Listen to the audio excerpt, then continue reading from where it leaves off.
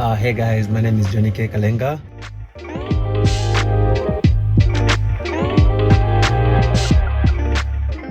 I'm the founder of WeSkate Mongu, which is a social skateboarding project back in Mongu that is aiming at providing kids with opportunities in life by giving them these spaces where they can be able to be creative, and we're using sports education to achieve this. So pretty much I started skateboarding when I was 14, but I couldn't afford a skateboard back then, so I'd always use a friend's skateboard.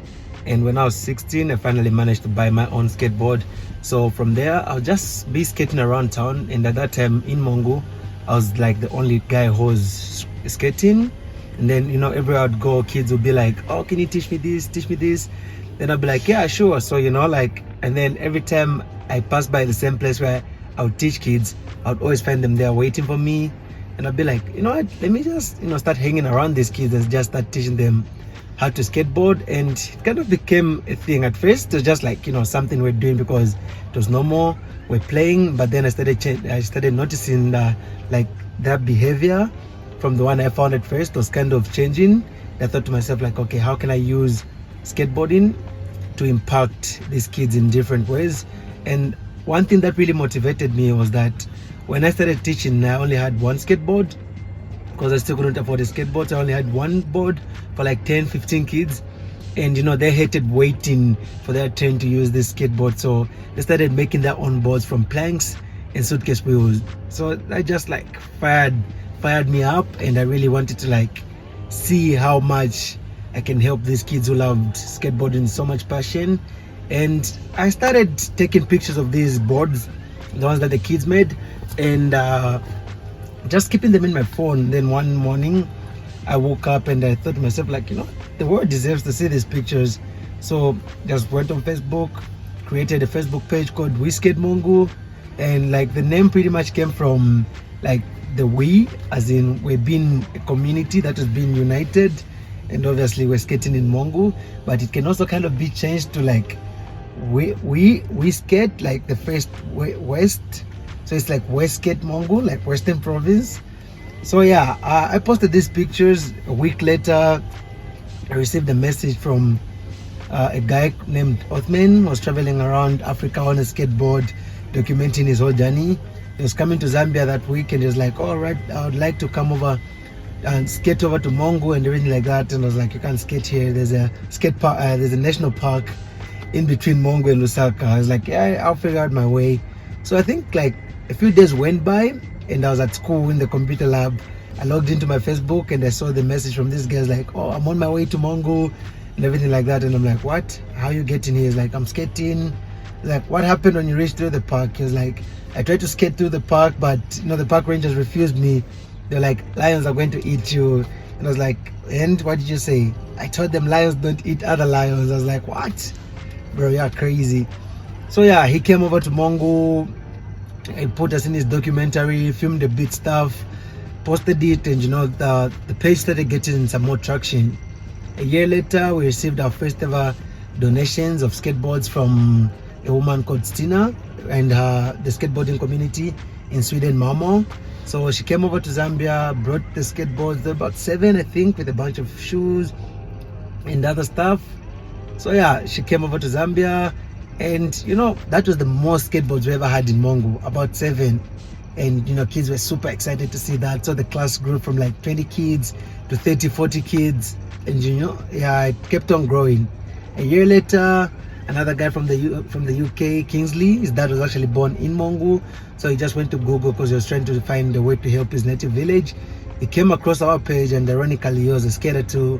So he came across our page, texted me, because he kept on texting me, and I was like, why is this guy texting me? So I started talking to him. He was like, I'm actually from the UK, Dad. I was like, oh, okay, cool. So he started collecting donations for us.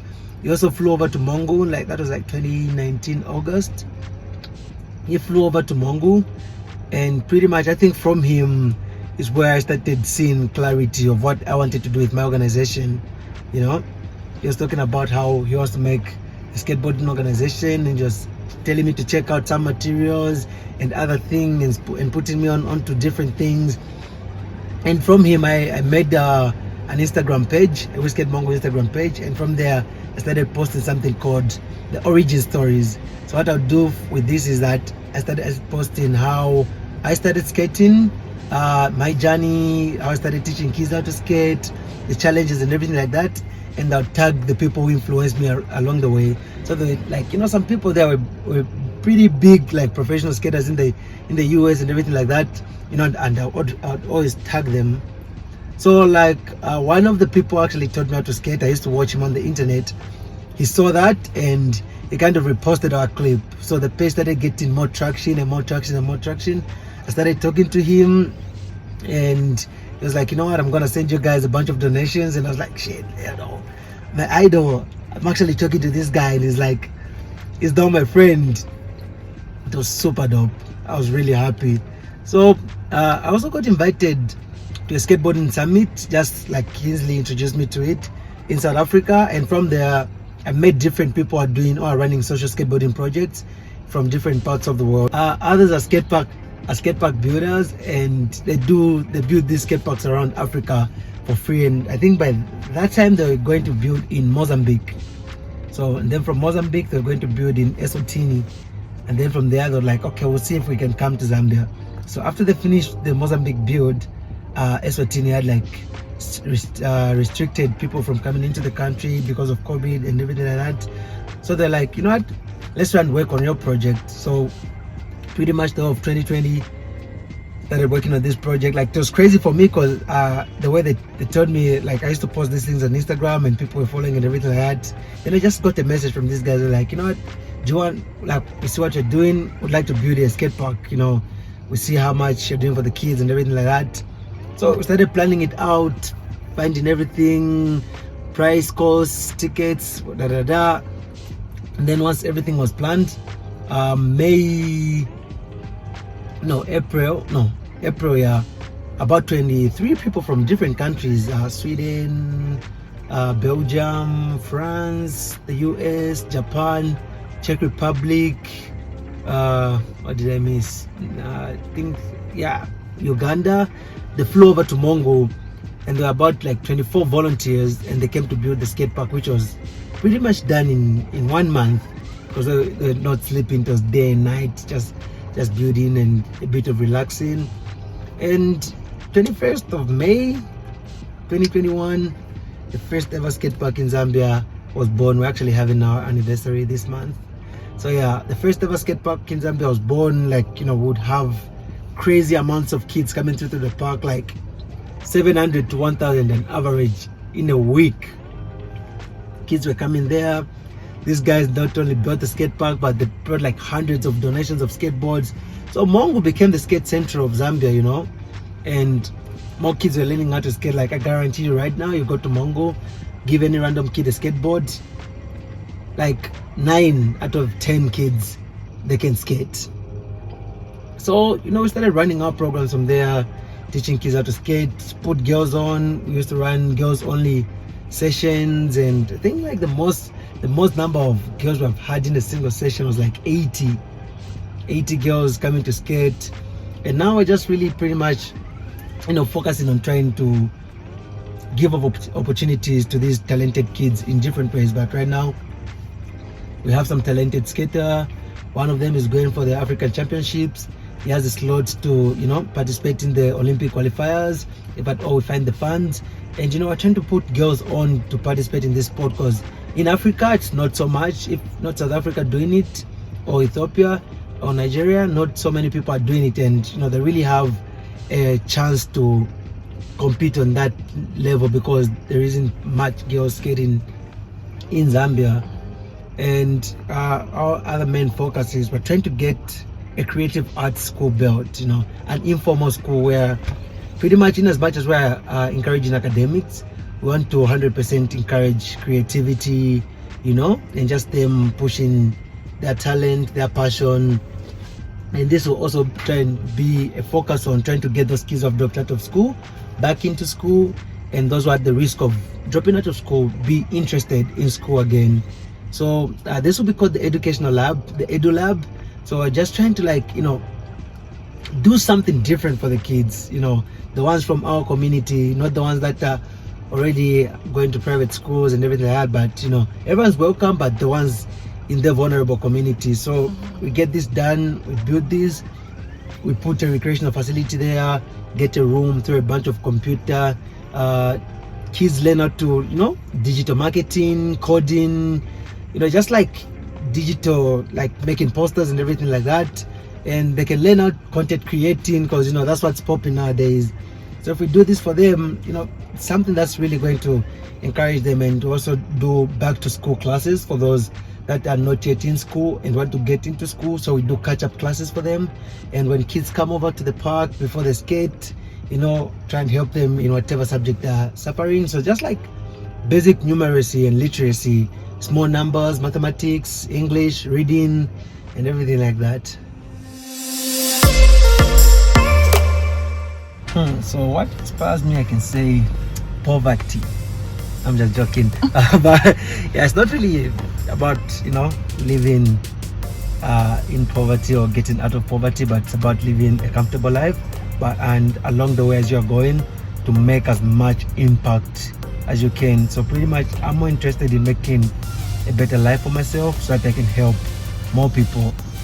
And skateboarding in itself also inspires me, because you see, it's a sport that has no uniform, it has pretty much limited rules, and it embraces everyone who comes to the table, whether you're a girl, a boy, you're slim, you're fat, or you're very intelligent or not.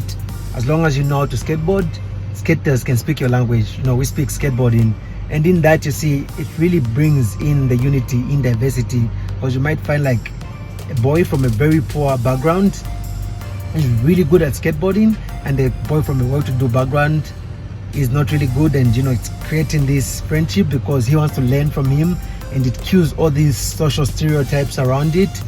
And it really encourages us to always get back up no matter how much we fall. And one thing that I'm really passionate about, and it really inspires me every day, is to leave a footprint on the world.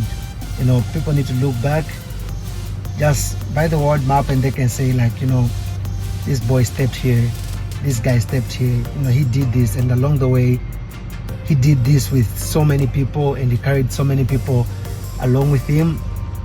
So I'm really inspired to leave a proper huge footprint on the world, because it's always good having a legacy, being able to be your own inspiration too, and be the kids' inspiration. It's really good. In as much as other things inspire me, the kids in themselves inspire me. When they started making their own skateboards, I was inspired to continue doing what I was doing. How they persevere and don't want to give up on what they believe in, I'm inspired by that. I'm also one person who is trying to change their perspective in the way they think, because my main aim is everything I did for myself, and everything I've done is not because I was from a well-to-do family, I was from a poor family, or what. It was because I believed in what I wanted to do. I had faith in it, and my mind switched, and it convinced me so much that you're going to do these things.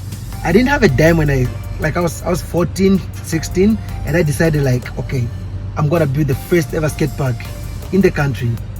And 5 years down the line, it happens, and I want to change the vulnerable kids' perspective in life, for them to think that way.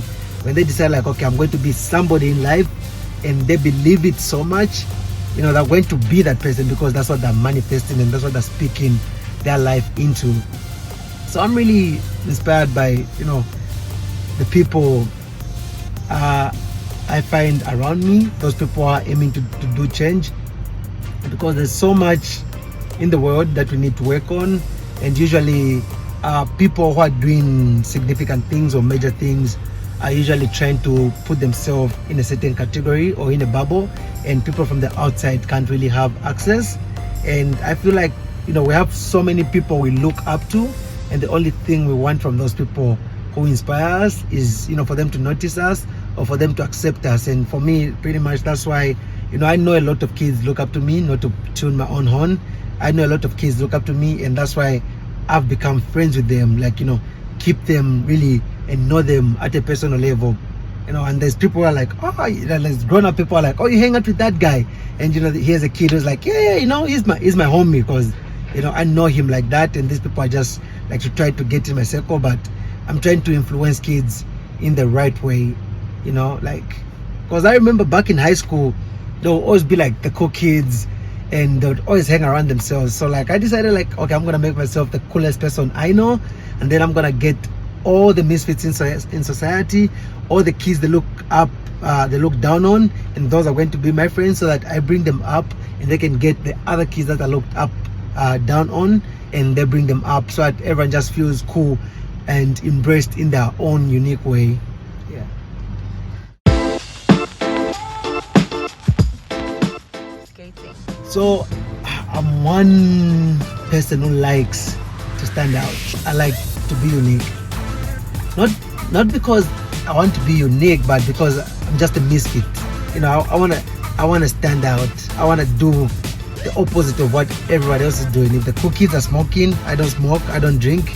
You know, I wanna do the exact opposite of whatever is trending or whatever. And at that time, like, you know, cultural sports, soccer, basketball, and everything like that, I've done it all, and it wasn't speaking to me. But you know, the first time I saw a skateboard, I knew it was the love of my life. It was love at first sight. And I think that's one of the things that drove me to try and teaching these kids, because when I was doing it, I was alone and I was getting bored. And the love and the joy and the passion that it gave me, it was really amazing. I don't even know how to explain it, and it made me feel unique. You know, it gives you this sense of freedom, because you're just there with your skateboard cruising. You don't care about the world. And I wanted to give this off to the kids, so that when they step on that board, they forget where they're from, they forget their problems, and it's just them and that skateboards and the wounds they're going to sustain, or the achievements they're going to pick up along the way.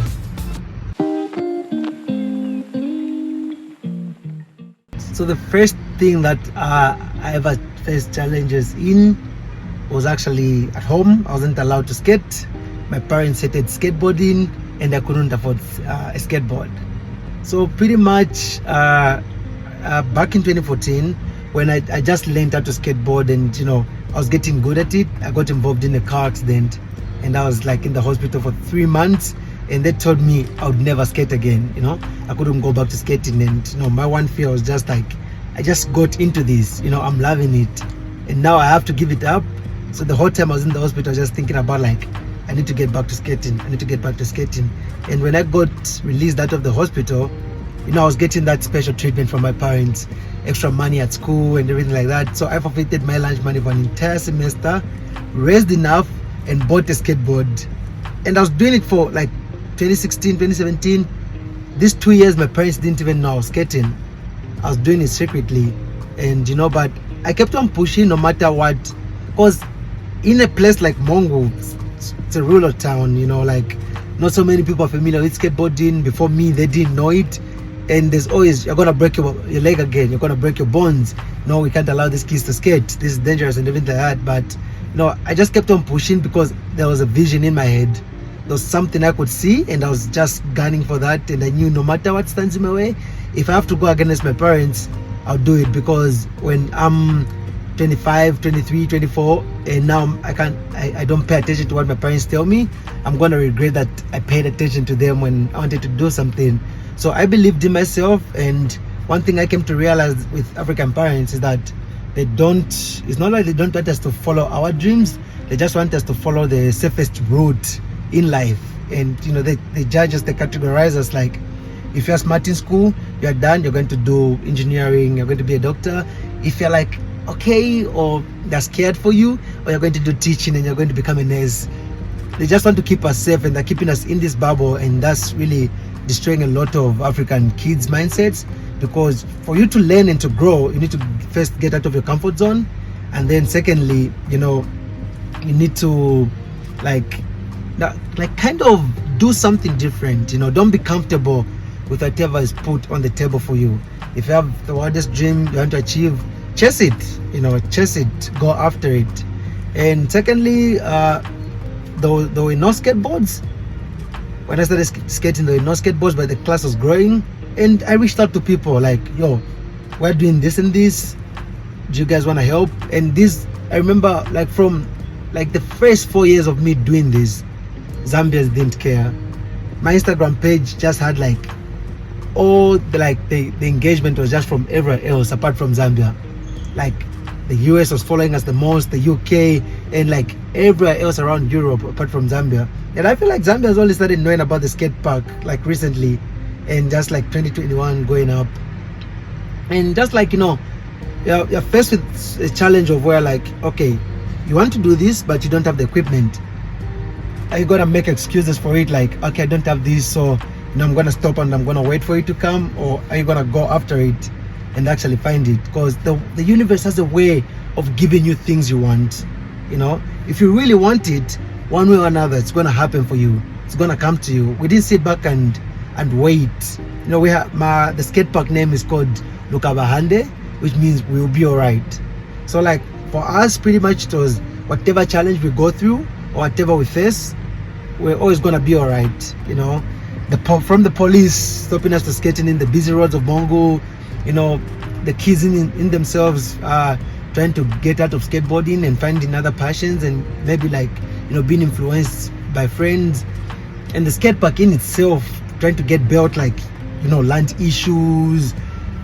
People always want to eat something in there, and you know, just like the whole thing, it was pretty much hectic. But you know, the journey sometimes is really more amazing than the final destination itself, because I'm here now and I can tell the story of like, oh yeah, we passed through this and this and this and this, and I can just laugh about it because, you know, that is done. And we still continue to face challenges even today. You know, the skate park is the first one in the country.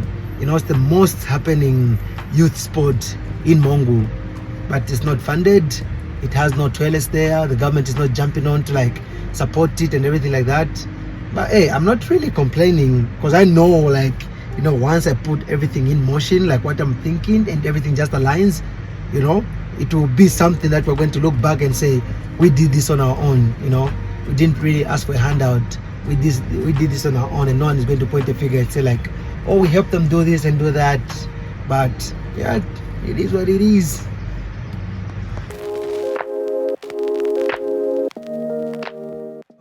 First of all, I'd like to tell them, like, it's like you might be seeing the benefits at some point, but there's more to put in than what you get out of. Because first of all, it doesn't pay you.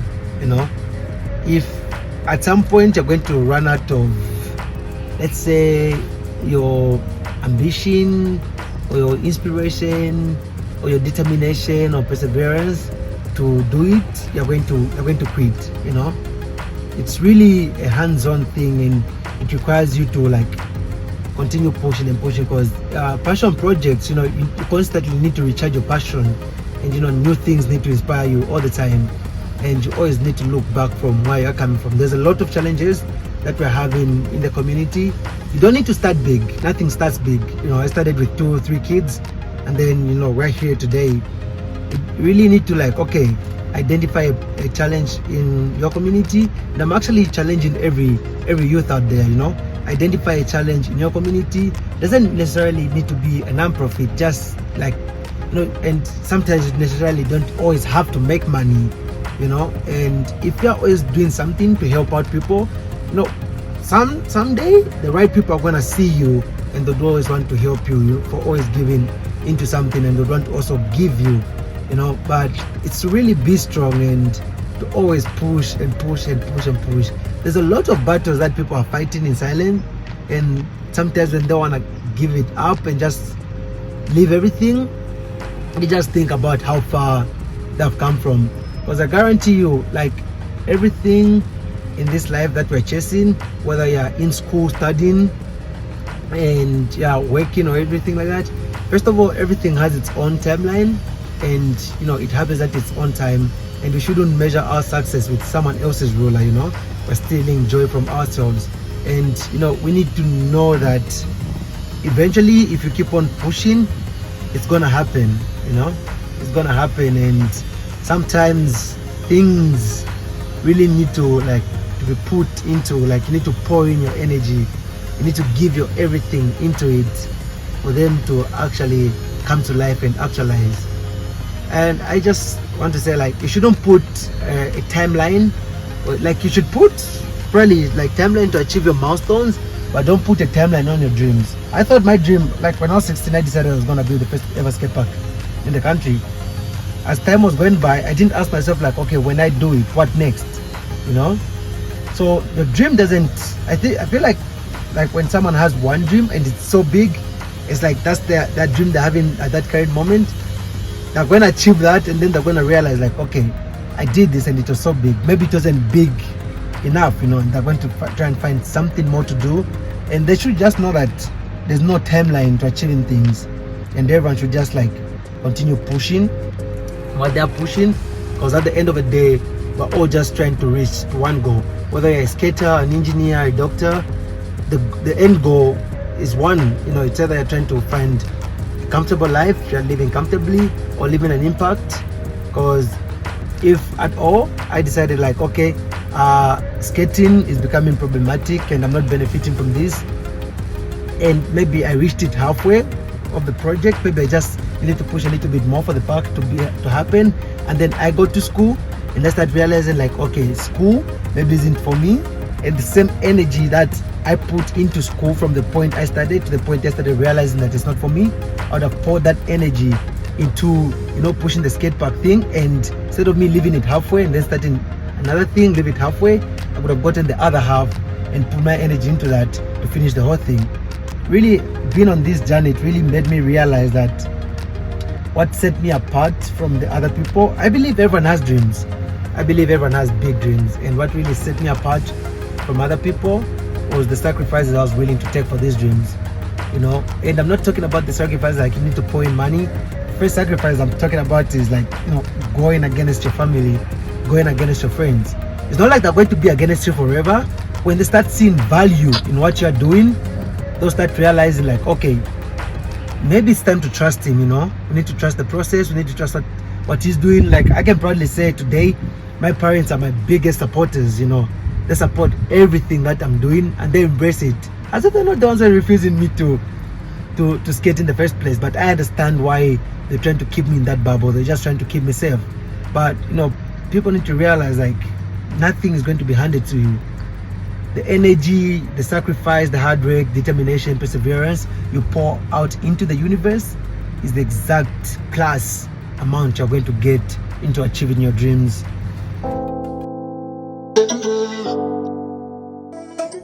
So we are celebrating the skate park's anniversary on the 21st of May. It's turning 2 years, and also we'll be hosting the national championships qualifiers for African championships in August, 22nd August. Yeah, so, you know, people keep tuned in and just go to our socials and just watch the space.